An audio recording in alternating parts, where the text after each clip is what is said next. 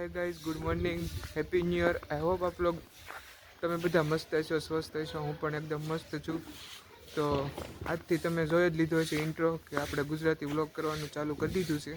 તો હવેના વ્લોગ ગુજરાતીમાં જ આવશે। અને આજ નવું વર્ષ છે તો બધી જગ્યાએ મંદિરે જઈશું, બધાને મળશું તો મસ્ત મજા આવશે। તો ગાઈઝ અત્યારે અમે ઓલા ઘરે જઈએ છીએ બધાને પગે લાગવા માટે।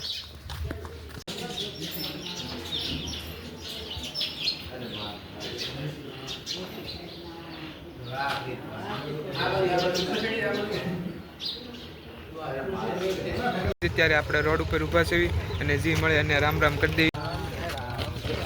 ભાઈ ટ્રેક્ટર લઈને આવી ગયા છે અત્યારે, હવા બવા પુરાવીને ડીઝલ બીઝલ પુરાવીને નાખને ઓલામાં।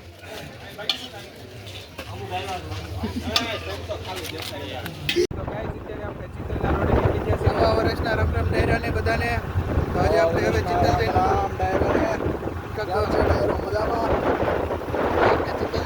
ખાવાના છે, આપણને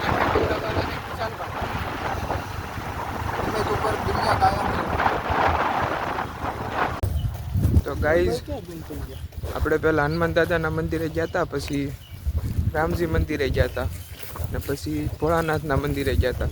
બધાને રામ રામ કરી લીધા અને અમારા પરિવારનું સ્નેહ મિલન હતું।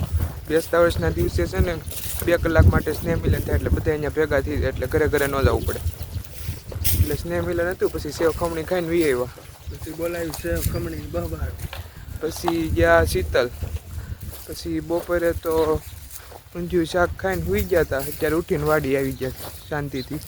સામે જોયું ને ત્યાં થ્રેસર હાલે છે,